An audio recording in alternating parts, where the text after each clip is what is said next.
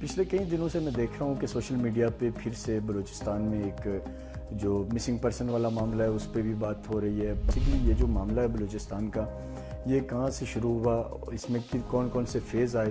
پہلے نام نہاد ایک وہ نعرہ شروع ہوا کہ جی بلوچستان کے لوگوں کو حقوق نہیں دیے جا رہے۔ بیسیکلی یہ نعرہ ہر اس وقت لگتا تھا بلوچستان میں کہ جب بھی ریاست نے کبھی کوشش کی کہ ڈائریکٹ سرداروں سے ہٹ کے عام آدمی کی دہلیز تک فیسیلیٹیشن پہنچائے۔ پاکستان سے ہر وہ رشتہ توڑنا چاہتے ہیں۔ اب ہم پاکستان کے ساتھ اب کوئی بھی نہ آئینی نہ قانونی رشتہ رکھنا چاہتے ہیں۔ لیکن وجہ کیا تھی کہ پھر سے بلوچستان میں بدامنی کو ہوا دی جائے، وہاں پہ مسائل پیدا کیے جائیں، بے گناہ لوگ مارے گئے۔ بسم اللہ الرحمن الرحیم۔ ناظرین، میں ہوں ڈاکٹر عرفان، آپ دیکھ رہے ہیں میرا یوٹیوب چینل۔ ایک بہت ہی امپورٹنٹ موضوع کے ساتھ آج آپ کے سامنے حاضر ہوا ہوں۔ آج جو بیسیکلی میں ویڈیو بنا رہا ہوں اس کے 4 پارٹ ہوں گے۔ جو پہلا پارٹ ہے جس کے اوپر ابھی ہم بات کریں گے، اور میرے تمام دیکھنے والوں سے یہ ریکویسٹ ہے کہ جو ہمیں جوائن کر رہے ہیں ابھی، وہ اس کے چاروں پارٹ ضرور دیکھیں، تب انہیں سمجھ آئے گی کہ ایگزیکٹلی بات ہم کرنا کیا چاہ رہے ہیں۔ پچھلے کئی دنوں سے میں دیکھ رہا ہوں کہ سوشل میڈیا پہ پھر سے بلوچستان میں ایک جو مسنگ پرسن والا معاملہ ہے اس پہ بھی بات ہو رہی ہے۔ باقی بھی بہت سارے ایشوز ہیں۔ جو ایک واقعہ ہوا مکران سائٹ پہ، مکران بیلٹ میں، اس کے اوپر بھی بڑی بات ہو رہی ہے۔ بریمش بچی جو جس کو ڈاکو آئے اور اس میں وہ زخمی ہوئی، تو اس سارے واقعے کے اوپر جو بات چل رہی ہے اس پہ میں بڑی امپورٹنٹ چیزیں آپ کے ساتھ بیسیکلی شیئر کرنا چاہوں گا۔ ایک پورا بیک گراؤنڈ آپ کو دینا چاہوں گا کہ بیسیکلی یہ جو معاملہ ہے بلوچستان کا، یہ کہاں سے شروع ہوا، اس میں کون کون سے فیز آئے، کن کن لوگوں کا اس میں مثبت کردار رہا، اور کون کون سے ایسے لوگ تھے جنہوں نے جب پاکستان مشکل حالات میں تھا، جب بلوچستان میں دہشت گردی عروج پہ تھی، تو اس وقت وہ ٹیررسٹ کے سمپتھائزر بن کے سامنے آئے۔ یہ اس کی بڑی ایک ڈیٹیل ہے جس کو میں آج آپ کے سامنے رکھوں گا، اور تمام اتھینٹک چیزیں ہوں گی جن کو آپ کسی بھی طور پہ ہسٹری سے میچ کریں تو وہ کہیں پہ بھی انشاءاللہ کوئی ہماری چیز چیلنج نہیں کی جا سکتی۔ کیونکہ آپ کو پتہ ہی ہے کہ 2003-04 سے آلموسٹ بلوچستان میں ایک فضا بننا شروع ہوئی، جس میں یقینی طور پہ غیر ملکی قوتوں کا ہاتھ تھا، اور اس کے جو سب سے بڑے مجرم تھے وہ کچھ مقامی فیسیلیٹیٹر تھے۔ یہ ایک تاریخ ہے، ہر ایک جانتا ہے کہ بلوچستان کو پہلے دن سے ہی وہاں کا جو ایک سرداری نظام تھا پاکستان بننے کے فوری بعد ہی، تو ظاہر ہے وہ بلوچستان کو اس نظام نے جکڑے رکھا۔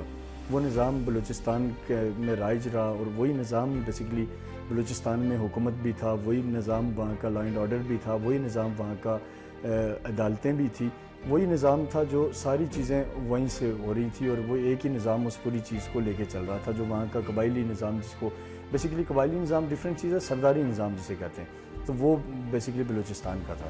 جب یہ 2003-04 میں جیسے میں نے بات کی کہ ایک پہلے نام نہاد ایک وہ نعرہ شروع ہوا کہ جی بلوچستان کے لوگوں کو حقوق نہیں دیے جا رہے۔ بیسیکلی یہ نعرہ ہر اس وقت لگتا تھا بلوچستان میں کہ جب بھی ریاست نے کبھی کوشش کی کہ ڈائریکٹ سرداروں سے ہٹ کے عام آدمی کی دہلیز تک فیسیلیٹیشن پہنچائے، تو تب یہ نواب سردار اکٹھے ہو جاتے تھے، اور انہوں نے کوشش کی کہ گورنمنٹ کو بلیک میل رکھا جائے، اور اپنے جو ان کے چھوٹے چھوٹے مفادات ہیں ان کو ترجیح دی جائے۔ انفارچونیٹلی 2001-02-03 اس میں یہ چیز تھوڑی پیک پہ گئی، اور نواب بکری کا جو واقعہ ہوا یقینی طور پہ اس کے بعد سے اس چیز نے ایک پراپر اسپیڈ پکڑی، اور یہ چیز زیادہ مضبوط ہو کے سامنے آئی۔ اور اس وقت چند ایسے بلوچ سردار تھے جو کہ بلوچستان میں تھے، اور وہ چاہتے تو بڑا پازیٹیو رول ہو سکتا تھا، وہ گورنمنٹس میں بھی رہے تھے، انہوں نے پیسے بھی بنائے تھے، ان کو فنڈز بھی ملے تھے کہ آپ لوگوں کی ڈیولپمنٹ کریں، انہوں نے ڈیولپمنٹ نہیں کی، اور وہ ایک ایسے ہی وقت کا شاید انتظار کر رہے تھے کہ جب ایک عام بلوچ جسے یہ لگے کہ بلوچستان میں کچھ نہیں ہوا، انفراسٹرکچر نہیں دیا گیا، سکولز نہیں بنائے گئے، ہیلتھ فیسلٹیز نہیں دی گئی، تو وہ ایک عام بلوچ جب آواز اٹھائے تو یہ سردار پھر سے اس پوری آواز کو ہائی جیک کر کے اپنے ہی مفادات کے لیے استعمال کر سکیں۔ بالکل ایسا ہی ہوا کہ ظاہر ہے جو خستہ حال ہمارا صوبہ ہے اس میں مسائل تھے، لوگوں نے آواز بلند کی، اور اس پوری جو ایک کہیں اگر حقوق کی بات ہو رہی تھی اس کو ہائی جیک کر لیا چند لوگوں نے، اور اپنے مفادات کے لیے انہوں نے ہندوستان سے پیسے لیے، اور اس پہ انہوں نے کام کرنا شروع کیا۔ تو یہ ایک بہت بڑی ڈیٹیل سٹوری ہے جس کو آج پہلا سیگمنٹ ہے جس پہ ابھی ہم بات کر رہے ہیں۔ میں شارٹلی ایک واقعے کی طرف آؤں گا کہ جب 2004 میں 5 میں یہ معاملہ شروع ہوا، تو ابھی موجودہ جو ممبر قومی اسمبلی ہیں سردار اختر مینگل، اور BMP کے سربراہ ہیں BMP مینگل کے اور سردار عطا اللہ مینگل کے بیٹے ہیں. اسی طریقے سے جو بگٹی قبیلے سے ابراہیم داغ بگٹی تھے نواب اکبر بگٹی کے پوتے, اور اسی طرح مری قبیلے سے ہیرے بیار مری, اور اسی طرح باقی لوگ. تو یہ لوگ تھے جو ایک سائیڈ پہ کھڑے ہوئے. انہوں نے سمپتھائزرز بنے دہشت گردوں کے, اور ہندوستان کے جو اس وقت وہاں ایک انفلوئنس تھا اس کو ان میں سے چند لوگوں نے کسی نہ کسی طرح اس کو ہوا دی. میں ایک اختر مینگل صاحب کی ویڈیو کا حوالہ دوں گا جو میرے پاس ہے, اور اس کا آپ کو ایک چنک بھی شارٹ سا سناؤں گا جس میں وہ یہ کہہ رہے ہیں کہ ان کی جو اس ٹائم پہ, کیونکہ وہاں صوبائیت بہت تھی, تعصبات بہت تھے, پنجاب کے خلاف ایک بہت بڑا پروپیگنڈا انفارچونیٹلی وہاں شروع ہو چکا تھا. حالانکہ بلوچستان میں ٹیچرز تھے جتنے وہ سارے پنجاب سے تھے, ایجوکیشن دیتے تھے لوگوں کو. وہاں پہ تمام تر بہت سارے شعبہ جات زندگی میں پنجاب کے لوگوں کا بڑا پازیٹیو رول تھا, اور اس کو بلوچستان کا اکثریتی طبقہ مانتا بھی ہے اور اس وقت بھی مانتا تھا. لیکن یہ کیونکہ چند ایک لوگ تھے, پاور میں تھے, پھر ان کے پاس سرداری نوابی تھی, اس کا فائدہ اٹھایا, کچھ بٹکے ہوئے لوگوں کو استعمال کیا. ہندوستان کے پیسوں کا کمال تھا جس سے چیزیں انہوں نے بنائی.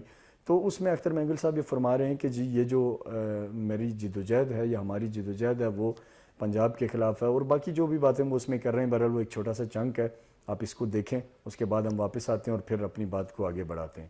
پاکستان سے ہر وہ رشتہ توڑنا چاہتے ہیں. ہم پاکستان کے ساتھ اب کوئی بھی نہ آئینی نہ قانونی رشتہ رکھنا چاہتے ہیں. وہ پاکستان کا قانون جو ہماری لاشیں میں حوالہ نہیں کر سکتا, وہ پاکستان کا آئین جو ہماری بزرگوں کی عزت نہیں کر سکتا, وہ پاکستان کی اسمبلیاں, وہ ایوان جو ہمارے بزرگوں کی میت پر ہمیں فاتحہ کی اجازت نہیں دیتی. میں لعنت بھیجتا ہوں ایسے ایوانوں پر. تو ناظرین یہ آپ نے دیکھا کہ یہ ایک سردار اختر مینگل صاحب کا کلپ ہے جو موجودہ اس وقت ہمارے MNA ہیں اسی حلقے سے, خضدار والے سے.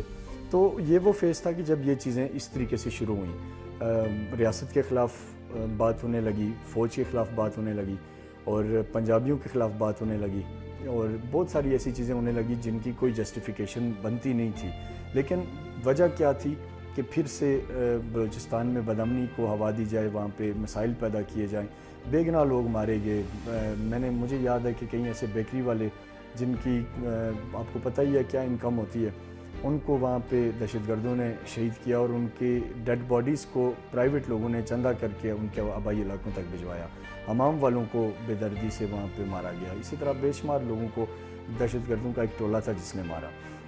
اب ایک طرف یہ ٹولہ تھا جو کہ دہشت گردی کو پروموٹ کر رہا تھا, اور دوسری طرف ایک اکثریت بلوچستان کے لوگوں کی تھی جو کہ اس دہشت گردی کے خلاف تھی, جو آواز اٹھا رہے تھے اس کے خلاف, جو اپنی شاندار جو بلوچ روایات ہیں ان کا سر عام قتل عام ہونا نہیں دیکھنا چاہتے تھے.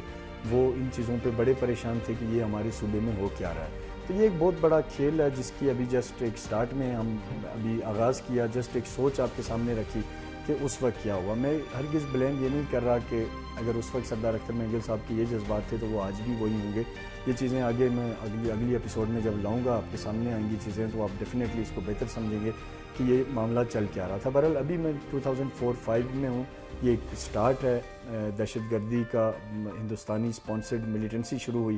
نواب صاحب کے جو پوتے تھے ابراہیم داغ بگٹی وہ بلوچستان سے بھاگے فرار ہوئے, اور وہ قندھار چلے گئے افغانستان میں, پھر کابل میں انڈیاز کے گیسٹ ہاؤس میں کچھ ٹائم رہے. وہاں پہ جب پاکستان نے ان کو ٹریس کر لیا کہ یہ یہاں ہیں, اور جب پراپر احتجاج کیا گیا افغان گورنمنٹ کے ساتھ, تو اس وقت ایک پراپر طریقے سے انڈین ایجنسی را نے, NDS نے, اور باقی جو ان کے ہوسٹائل انٹرنیشنل ایجنسیز تھی, انہوں نے مل کے ابراہیم داغ بگٹی کو وہاں سے نکالا اور ان کو سوئٹزرلینڈ شفٹ کر دیا, جنیوا پہنچا دیا انہیں. تو اس طرح ایک پارٹ جو ہے وہ اختر مینگل صاحب کی صورت میں جس کے ہلکی سی جھلک ہم نے آپ کو دکھائی, دوسری طرف ابراہیم داغ بگٹی باہر چلے گئے, ہیرے بیار باہر چلے گئے. اسی طریقے سے پھر سردار اختر مینگل کے سگے بھائی جاوید مینگل باہر چلے گئے, انہوں نے وہاں جا کے لشکر بلوچستان کے نام سے ایک تنظیم بنا دی. جو خضدار RCD شاہراہ پہ قتل و غارت, اغوا برائے تاوان, بسیں لوٹنا, لوگوں کو مارنا, وہ کنٹریکٹ سارا اس نے لے لیا. ڈیرہ بگٹی کی طرف ابراہیم داغ بگٹی نے اپنا کام شروع کر دیا, اور اسی طریقے سے کولو والی سائڈ پہ ہیرے بیار مری نے اپنا کام کیا. دوسری طرف جو مکران بیلٹ ہے وہاں پہ بھی کچھ عناصر تھے جو کہ مستقل بدامنی کی طرف کوششیں کر رہے تھے. بہرحال جہاں ایک طرف یہ تھے, دوسری طرف بلوچستان کا 95% وہ طبقہ تھا جو اسٹیٹ کے ساتھ تھا, جنہوں نے پاکستان کی بات کی, جنہوں نے دہشت گردوں کے ان مذموم عزائم کو ناکام بنایا. بہرحال اس پارٹ کی طرف ہم اگلی ویڈیو میں آئیں گے. ابھی کیونکہ اس کی لینتھ زیادہ ہو رہی ہے, میں یہ چاہوں گا کہ یہ جو بات ہے یہ انتہائی امپورٹنٹ ہے. اس میں آپ کو ان تمام چیزوں کے جواب ملیں گے کہ یہ مسنگ پرسن کیا ہیں, یہ جو باتیں ہو رہی ہیں, ماما قدیر جو باتیں کر رہا ہے وہ کیا ہے, یہ جو باہر بینرز لگاتے ہیں وہ کیا ہے, اور سردار اختر مینگل صاحب کا جو ماضی کا رول تھا وہ کیا ہے, بیچ میں ان کا جو ایک پھر وہ کچھ ڈائیورٹ ہوئے, اس کے پیچھے کیا محرکات تھے, اب وہ کیا چاہتے ہیں, فیوچر میں کیا ہونے والا ہے, اور جو لوگ باہر گئے ہوئے ہیں, سیلف ایگزائل میں ہیں, خود ساختہ جلا وطنی کاٹ رہے ہیں, ان کا کیا فیوچر ہے, اور پورا جو ایک بیک گراؤنڈ ہے وہ بہرحال یہ تسلسل رہے گا. یہ پہلی ایپیسوڈ تھی, جسٹ ایک انٹرو تھا. اس کے بعد ہم اگلی ویڈیو میں آپ کو ہم اس کے جو فیوچر جو چیزیں اس کے اوپر بات کریں گے. آپ سے ریکویسٹ ہے کہ ہمارے چینل کو ضرور سبسکرائب کریں, اور یہ جو چاروں ہماری ایپیسوڈ ہوں گی اس موضوع پہ, گو کہ یہ بہت کم وقت ہے لیکن اس میں ہم کوشش کریں گے کہ سم اپ کر کے چیزوں کو آپ کے سامنے رکھیں, اور آپ کو یہ جو انتہائی سینسٹیو معاملہ جس پہ پروپیگنڈا ہو رہا ہے انٹرنیشنلی, ایک جینون نیریٹو ہم آپ کے سامنے رکھیں گے. امید ہے کہ آپ ہمارے ساتھ رہیں گے ان چاروں ایپیسوڈ تک. تب کا اگلی ویڈیو تک کے لیے اجازت دیجیے. اللہ حافظ. پاکستان پائندہ باد.